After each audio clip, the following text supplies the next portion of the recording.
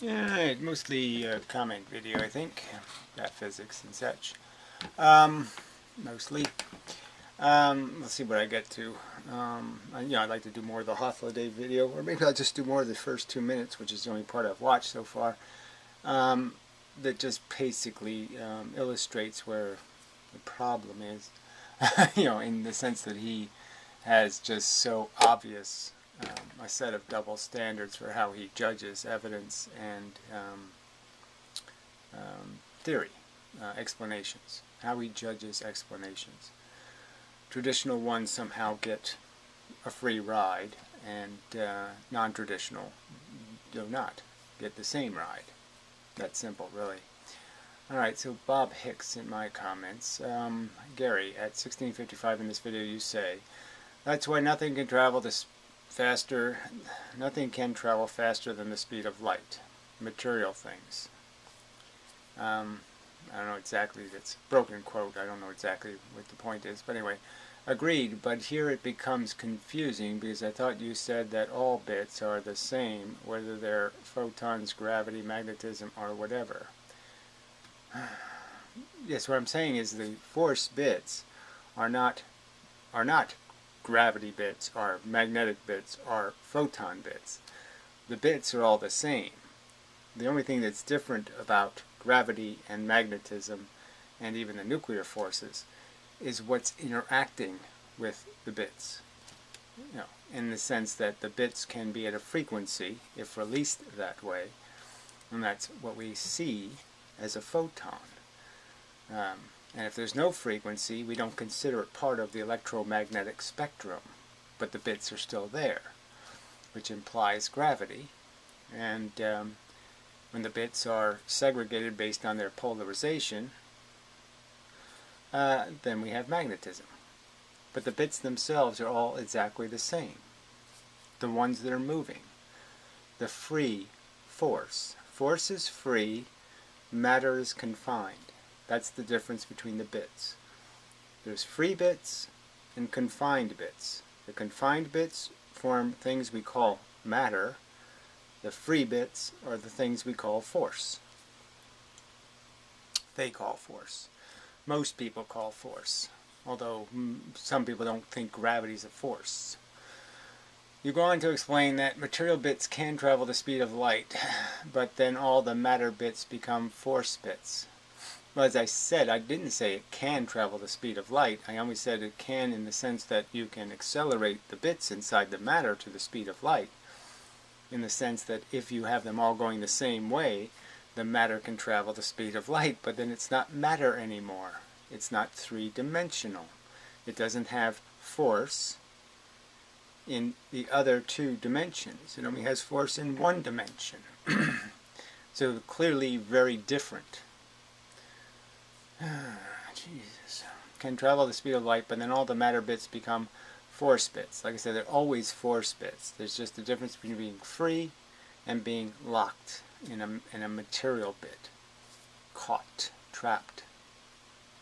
Because they're all traveling the same way, like fish going the same way. Yes, so again, I don't know why that analogy isn't enough for you. If I have a school of fish and all the fish are going exactly the same way and exactly the same speed, it's not really a school of fish anymore. It's just a bunch of individual fish all going the same way. Anyway, I completely agree that light is composed of photons. Well, you can't disagree with that because the word photon was created to describe what light is. So, material bits all going the same way. The danger in saying material bits, my only argument is that I've just tried to make a distinction between force and matter. Matter is the thing the force can interact with. Light can't interact with light. Photon can't hit photon. Photon has to hit matter bit for the photon to be able to impose a force on the matter, that is, get absorbed by the matter, and then the matter can interact with force on the other side. It has to be a conduit to the interactions between forces. Forces are irrelevant without matter. Gravity doesn't work if there's no matter. Fuck. Anyway. So I'm not going to call... I mean, this strangling over language, you know. Yes, okay, material has a history. So again, so now we're stuck with some sort of history. And so, because I want to say that yes, it's a material universe. The force bits are a something, not a nothing. They're not a perturbation in a magical other thing, an ether. They're not ether. They're not dents in ether. They're not bumps in ether. They're things. You know, but you know, so I mean, what to solve your your gameplay with language, I'm gonna have to sit there and restate it some other way. Force bit versus what? I mean, am I forced to say something like atomic bit, subatomic bit, electron? Yeah, that's matter. Photon isn't matter in the same way electron is matter. This is where I want to make a point. Well, I'm not very enthusiastic. Light sets the cosmic speed limit. Well, as I've just tried to point out, light is just one of the forces. So light isn't setting anything. So that's just a wrong way to say it. Force sets the speed limit. All the forces are made out of the same bit, that bit, force bit. The quantum bit sets the speed limit. And that limit is 300 kilometers per second because the bits are still bits. You know what that means? Even when they all go the same way. Okay, true. Yes, they have become energy bits. They were always energy bits. They were always force bits. The point is when they're locked, you call the locked thing something different because now it can interact with force. The only thing that can, you have to understand that the free bits can't interact with each other. They have to have locked bits to interact. But they are still bits of something, and no thing can exceed 300 miles per second. No thing that interacts with either force or matter, we could argue. There might be some other stupid thing in the universe that's going much faster, but it doesn't interact with either the forces or the matter bits, so it's not a relevant bit. Okay. So scientifically, he's being quite rude, which no big surprise. Religious kook and idiot. Yes. So he says, really, they wiped their ass with leaves. Yeah, you can go on and on what they did. They had kids, most of their kids died. They spread horrible diseases all over the place. You know, terrible sanitary habits all around. Cholera, plagues, everybody had worms. Yeah, it wasn't a great life, idiot. What next? The aqueducts that we can no longer engineer. It's just an urban legend that there's something unimaginable about an arch. We did figure it out, idiot. It's not magical engineering anymore, the arch. I mean, it's just amazing that people can say this kind of shit like there's some sort of magic to it. No magic, idiot. Or perhaps they wiped their ass next to the pyramids. Again, nothing mysterious about pyramids. They even found how they moved the giant rocks on Easter Island. That you can do it just by tying a couple of ropes on them and wobbling them back and forth. And you can just walk them anywhere you want to go. 20 guys can just walk a 40-foot high hunk of rock anywhere they want to go. Just by taking advantage of the physics. Alright, are the temples, whatever that is, are the Hanging Gardens of Babylon. Oh, you've been there, have you? It's a big list of the same picture across every land. Now, what's a big list is the length of the biggest worm living in someone's colon. Go ahead. I wish you good luck and wish yourself back into the past. And you know, and I hope you're one of the many disabled people with leprosy. So go ahead, have fun, asshole. You saying dumb caveman contradicts what is seen. No, it doesn't at all. The brutality, the short life, and the brutal life of our long past is a glaring feature of historical record. You're an idiot. Your belief we were dim-witted in the past, so he thinks we were bestowed with God's knowledge still from the garden, where garden, in the whole scenario of we don't even have an account of, where did where did Cain's wife come from? Exactly. Fucked his mother. So it started off very poorly, I would argue. The garden. And we were thrust out of it, remember? And mankind went quite insane by God's own record, idiot. So you don't even understand the Christian record of the brutality. Alright, anyway. Past and belief we're dim-witted in the past is defeated by what is from the past. So he thinks there's something clever about Pharaoh building gigantic pyramids as monuments to himself that did absolutely nothing for the civilization. They didn't store grain, they didn't house anybody, they didn't do anything of any social value whatsoever. The biggest white elephant piece of shit ever built on planet Earth. And you're proud of it. You're talking about how it's not a dim-witted thing. Building the most human death to build something, and it's a tomb. And I'm not allowed to call that dim-witted. And there was me thinking you were reasonable. Obviously you're not reasonable. Obviously you're a lunatic, a fanatic, a religious kook, and you should just go the fuck away. You were like all the others. Oh well, at least I'm not like you, which would be more stupid than the people who built the pyramids. Idiots who have had all this knowledge, who look back and see a pyramid as a wonder. Alright, that person is dumber than Pharaoh. Okay. Let's see, this made me extremely uncomfortable. Ron Johnson. Well, I hope that's a response to the point in the video where I said this should make you people pretty uncomfortable, that they're masquerading this electric universe as science when it's really just a religion. Okay. Where were we? Something happened. Something happened. Yes, something happens every day, Gary. You're going to have to learn to deal with it. Alright, so scientifically again. So he says, so this is a demonstration of his character, of course. I would down-thumb this twice if I could. So you think that's productive? I mean, I've never down-thumbed one of your videos, so now what, I should go over to your channel and make sure I do that every time you make a video? Petty little twat.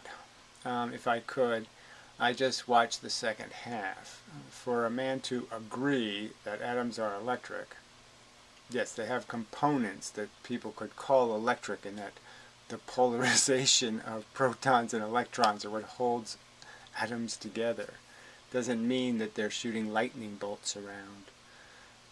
But then say they are magnetism. Yes, magnetism causes electricity. Just thought I'd let you know. Electricity is the movement of electrons. What moves the electrons is the force, which stems from electricity. No, it's the other way around. Magnetism causes electricity. The little things cause the big things to move, you see? The big thing doesn't move the little things. Well, I mean, as an origin. The little things come first. And then deny the electric universe. Yes, I think it's silly to say that somehow it all adds up. Like every little atom, it all adds up, and you can sit there and calculate it, and then we have absolutely no evidence of this charge phenomenon existing on these scales. It has to be segregated. There's only charge in certain elements even. Some things can hold charge, and some things don't hold charge well. Some things transmit charge, are conductors, and some things aren't. You're just denying all of that physics. It isn't just some magical thing that pops out of everything. Uh, let's see. You must believe atoms are electric, but not anything bigger. Well, yes, frankly, the anything bigger becomes a compound, and so there can be chemical compounds that are very good at transmitting, say, an electric current, like a neuron, for example, or something. You know, there's the chemistry is what makes it work. You do realize all is made from atoms, right? Yes, but there's hundreds of them, and they have different properties. And you have to have the ones in the right with the right properties in the right location to manifest electricity. You do realize all is made of atoms, right? Yep. So all must be electrical, electromagnetic. Well, it's all magnetic in the sense that you could describe the interaction between protons and electrons as magnetic, as it's completely controlled by their polarization. Are you turning out to you are turning out to be very blind indeed? Well, I don't really care. I guess what I think I'm just going to do us both a favor, and I'm just going to block you because I'm really not interested. I'm not interested in your God theory, and your physics is rubbish, and you're not doing anything constructive here. So fuck off. All right, let's see. Maggie Adams. What is wrong with you that you talk to everyone as though they were shit? Well, if they didn't say stupid and idiotic things, then I'd have a good opinion of them. But you want to show me like one comment somewhere or one thing I've ridiculed that wasn't worthy of it? Please? And you have some divine knowledge. Nowhere have I stated that I have any divine knowledge. What I've stated, I've described exactly what I've gone out and looked for. You know, I can't do it any clearer or more upfront in explaining my knowledge base and the sources of my knowledge. All right, divine knowledge that Einstein, so this is not going to be a good sentence. Shit, and you have some divine knowledge that Einstein, comma, nor any physicist, it's supposed to be physicist, before or since can quite grasp, comma, because they are, comma, according to you, comma, steaming pieces of shit, question mark. I mean, there's just no way that's, comprehensible to somebody who's literate. And so you wonder why I'm treating you like shit. I'm treating you like shit because you typed shit. I mean, frankly, most browsers have spell checkers in them. Physicist? I mean, what does that sentence mean? But yeah, I've done some research on Einstein. I do know about Einstein. You think I haven't done any research? I haven't qualified my opinion by spending some time reading Einstein and reading about Einstein? Is that what you believe? Your lack of respect for everyone else. I don't have a lack of respect for everyone else. I often talk about how Newton was brilliant. His angel theory wasn't too smart, but, he was doing okay for a guy 30 years ago. Anyway, everyone reveals your absolute pitiful ignorance and arrogance and spite. So again, I am being spiteful how? I propose a theory, and assholes like Piro and Hothliday overtly dismiss it before they even understand it. And then they just accelerate their rhetoric. The more I explain, the more detail I provide, the more insane and irrational their ridicule becomes. And you're going to blame me for that. You're going to say I'm the spiteful one somehow. You can't defend that with any evidence, you liar. See, why do you look, as though they were shit? You're asking me why I'm treating you like shit? Because you're talking shit. I mean, it's amazing. All right, anyway. That's not new to physics or this planet. What's not new? All right, your lack of respect for everyone else reveals your absolute pitiful ignorance, arrogance, and spite. That's not new to physics or this planet. So yeah, I would argue that your kind, okay, the little clock stoppers, the little, I love my traditions, You're the same assholes 300 years ago who wouldn't listen to the guy who had the right answer. You know, who was on the right track. Alright, and then another guy picked up his papers and you buried him too. With just a bunch of, shut up fucker, we don't want to listen to you.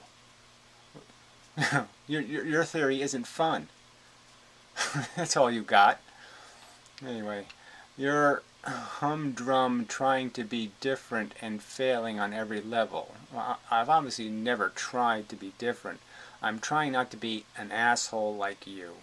That's what I'm trying to be. Explicitly, willfully, deliberately, with effort. I'm saying, God damn, Gary, don't have that kind of flabby, fat brain ass. Alright, so just fuck off, Maggie. Whoops, that's not what I meant to hit. Yeah, not the right button. Anyway. Alright, so a guy called You Suck. Well, guess what? Yeah. So another question. Why do I treat people like shit? Oh, because they have stupid names like You Suck. And they want to post that on somebody else's shit. They want to put that bumper sticker on somebody else's product. You know, that's how dumb ass they are. You know. Alright, deleting comments is for fags. So that's great. I mean, it's one thing to be a little bit funny in conversation and use a little bit of a slang or an unpleasant word. But when you actually have to type it, I mean, you actually had to type that. You know, and look at it. So again, Maggie, I'm supposed to accept this kind of rhetoric. Somebody starts a sentence with, the name is You Suck, and deleting comments is for fags. And I'm supposed to say, oh yeah, I want to have a conversation with this douche. No. That can't win an argument. Right, so if you read a comment, point out how it's overtly rude, impolite, all that kind of stuff, that nobody who has any self-respect would take this shit from some asshole who just shows up at their house, you knock on your door, and then they pull out their dick and start pissing on you. Because somebody says, no, I'm not going to put up with that shit, right? They're a fag. No, it's the other way around, asshole. You know, I want to get into fag jokes, but, you know, the fag would probably like it. Okay? Somebody's a non-fag wouldn't like it. You believe that Halliday is arguing that both quantum mechanics and relativity are 100% correct. Am I fair to summarize this is what you believe? Well, why don't you just quote me from the video? I never said something like 100% correct. What I said was he's showing gross duplicity in making the argument one day that all the great physicists know the truth that, you know, bent space is dead, okay, that it's not compatible with quantum mechanics and has to go, and then the next day say, we have a ton of evidence and it's so resolved and there's just no way you can even put a tiny little smudge of doubt in our minds about how perfect relativity is. You can't play both of those arguments and call yourself rational or fair or sensible or any of those words. It's fucking retarded. Alright, then he says, we know it's a new theory. Everyone can appreciate that. Well, clearly, no, they don't appreciate that. So, fuck you for saying something glib like that, because that's not the history of this channel, and it's certainly not the history of you suckers. We know this, we're aware of it. No, you're not. You're not. Now, the thing is, you have basically stated a bunch of assumptions. No, I haven't stated a bunch of assumptions. What I've stated is a complete theory that unifies physics, that unifies all the forces as one force. It explains why magnets work, something not explained ever. All right? Do you have something from conventional physics that explains how a magnet works, how repulsion and attraction happen, what the elemental functions are that make it happen? No, you don't. You don't have that for the nuclear forces, you don't have it for magnetism, and in fact you don't have it for gravity.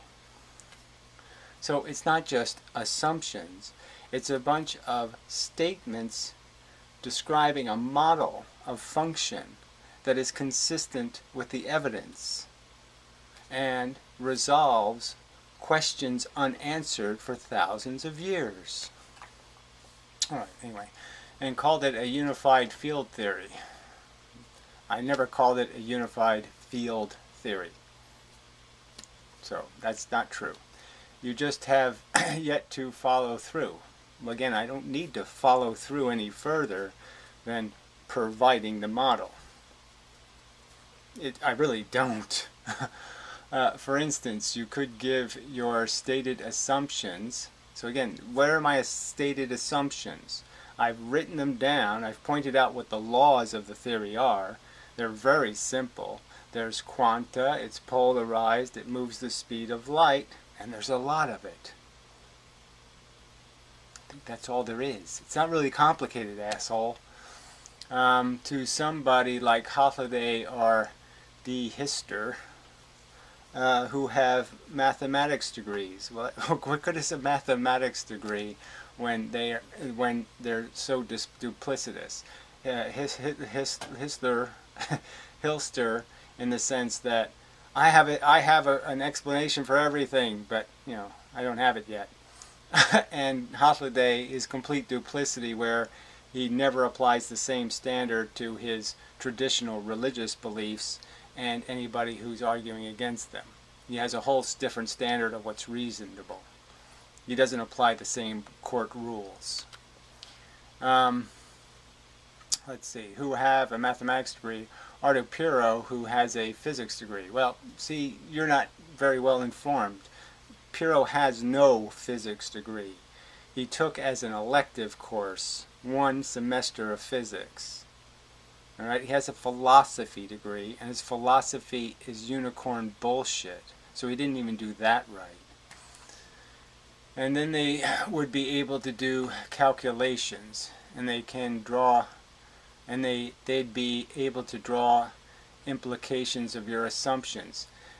Holiday can't do Einstein's field equations, all right, so it doesn't matter, he can't deconstruct them. I haven't seen him even do the double slit experiment and actually do the math with actually variables put into the math.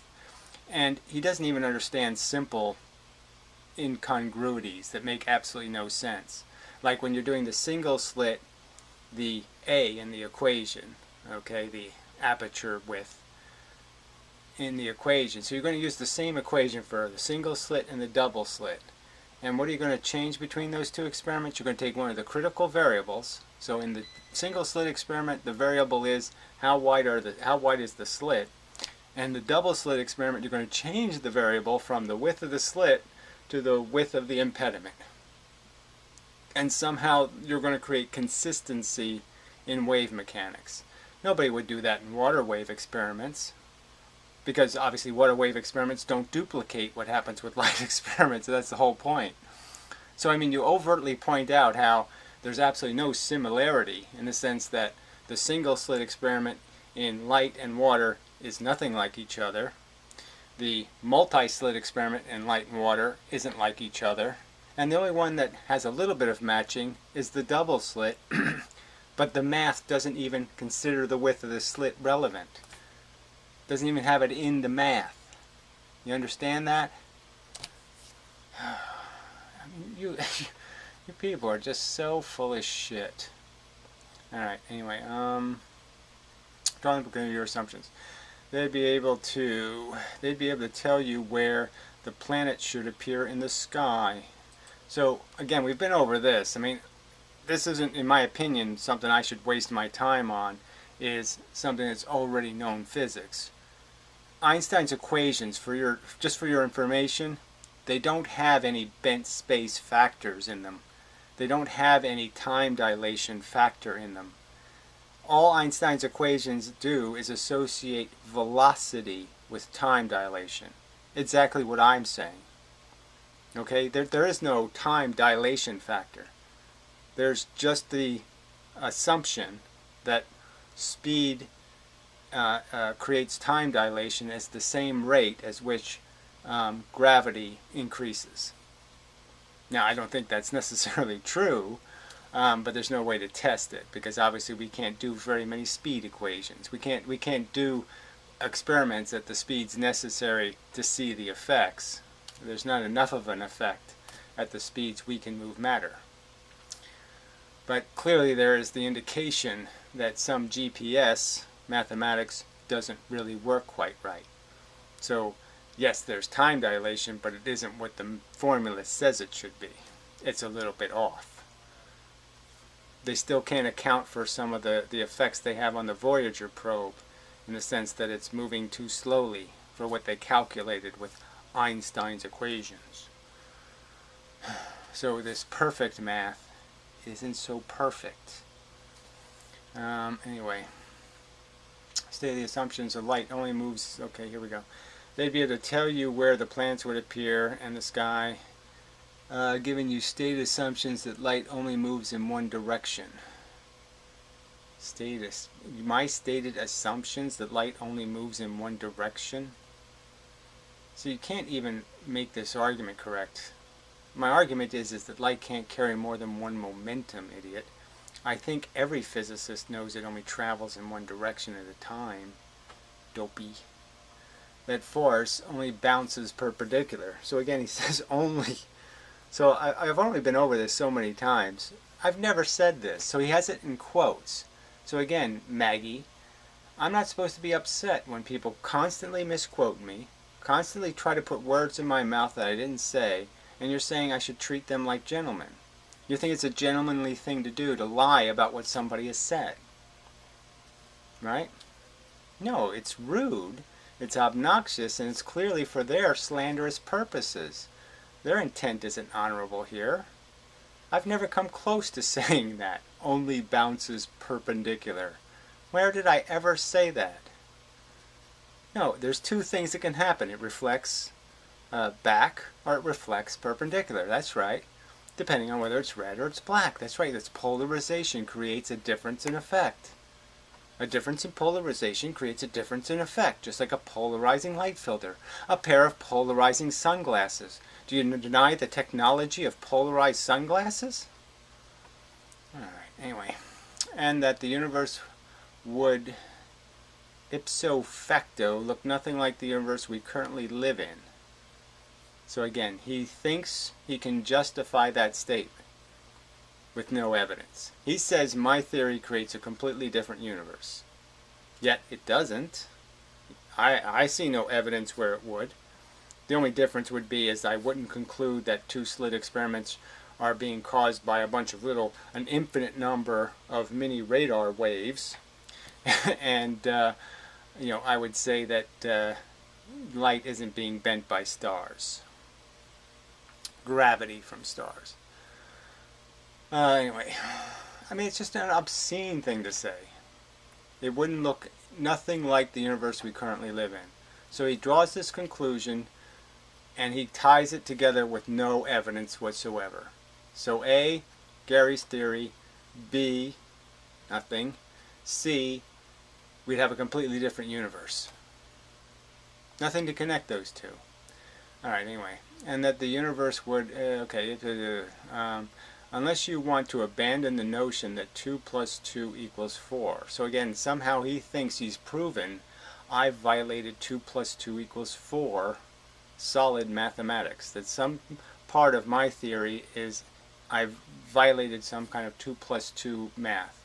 When what I'm saying is completely consistent with most of Einstein's mathematics. Because Einstein's mathematics doesn't have the things you think it has in it. There is no time dilation factor. There's just velocity. He associates velocity with time dilation. As velocity increases, time dilation increases by the same curve as the curve of gravity increasing. That's all. That's all there is. There's nothing more complicated. There's no factor that imposes anything. There's just recognizing an association between clocks telling different time and velocity. Alright, you must concede this. Why? Show me one piece of Einstein's equations that create a circumstance that isn't just simply a description of a relationship between common features. That is, mass, velocity, density, those things. There is no bent space in Einstein's equations. there's just the inverse square law. Alright, now Newton's inverse square law. And the only difference is how Einstein applies it. Because he separates the two masses and makes the process of gravitational attraction inductive. The very thing I'm arguing is the truth. Amazing. People are just amazingly inaccurate liars. Anyway, now this might sound like I'm making arbitrary dichotomies. Yes, it does. It sounds like you're just lying. But the reality is I'm using cold, hard logic. You're not displaying any of the facts. Facts are logic, by the way. Logic doesn't really exist. There's the accurate addition of facts, the accurate combining of facts, and inaccurate combining of facts. You can lie about where the facts point, and you can tell the truth about where facts point. I'd say you're a liar because you've misrepresented the facts, and then you've completely misrepresented where they point because you have no evidence they point there. If you ever studied logical systems and math, you'd be able to see these things. Yes, that doesn't mean anything whatsoever. You've demonstrated not your credibility one iota. Where do you have the authority to say that? And clearly I have the authority to say, oh please, they have published scientific articles that have a 25% margin of error. And they publish the results of the experiment. A 25% margin of error in an experiment where they're going to compare something to say it's moving exactly the same speed as something else. So I do an experiment to prove the speed of gravity to be the same as the speed of light. And my margin of error is 25%. So I can be off by 700 million miles per second, meters per second, 700,000 meters per second. I can be off by that much and still say I prove the speed of gravity. That's what mathematicians are doing to science. Alright. Let's see. Oh, he says stop saying the inverse square law. Well, that'll never happen, asshole. Stop saying the inverse square law. Saying it doesn't help. It's the fundamental principle that kind of governs the theory of gravity and, in many respects, magnetism. It's it's essential to understanding physics. It's a non sequitur to bring it up. So the most dramatic, the effect that it has the most causes as being relevant to that effect, and the most other effects that will be affected by that effect. I mean, it makes the universe. It's more essential than I think any other feature in the universe to its function. Again, if you assume the inverse square law is true, well, I don't assume it because there's a ton of evidence demonstrating it. Every time I turn on a light bulb, it's demonstrated overtly, aggressively, right in your face, asshole. Every time I do this, I can do this simple experiment all day long. Half the distance. Yeah, 4 times change in size. I can do that all day long and prove it. Asshole. Alright, then that tells you mathematically what should happen to light. It describes the properties. Yes. It's not about predicting or any of this other stuff. It's just about understanding why there's an inverse square law. And that was the point. That's why I keep bringing it up. Because they don't have the why correct. Idiot. Jesus. When light does something else, that means something's wrong with your assumption. Well, light never does anything else if the circumstances are as the premise requires. Again, more basic basic logic that you cannot or will not understand or absorb. There's no logic there because there's not a single fact there. Where are your facts, asshole?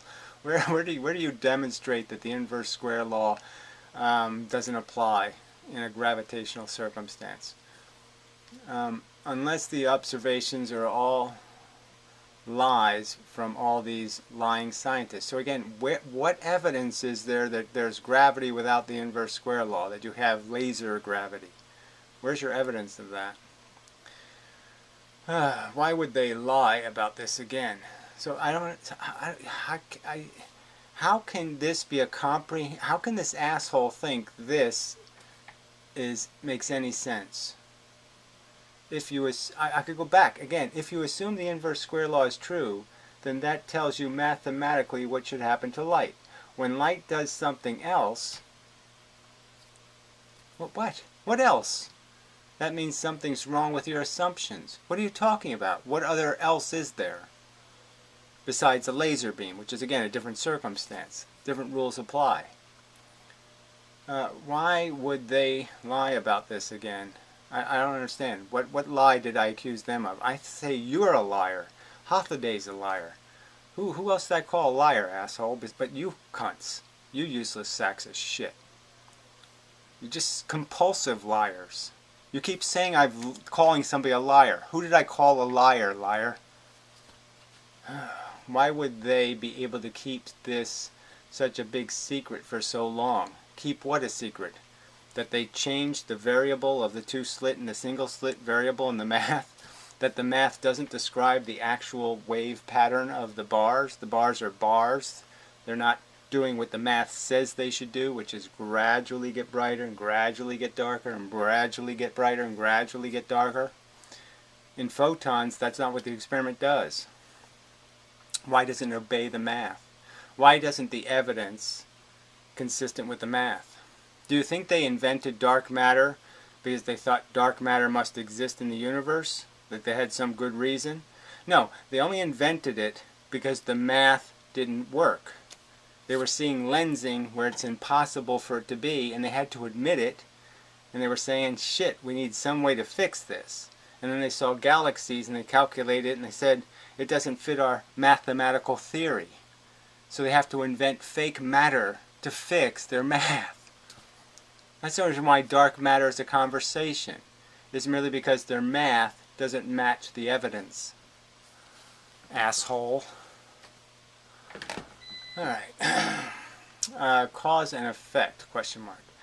First you have to accurately describe the effects. How the hell are you going to accurately describe the causes if your calculations of the effects are wrong?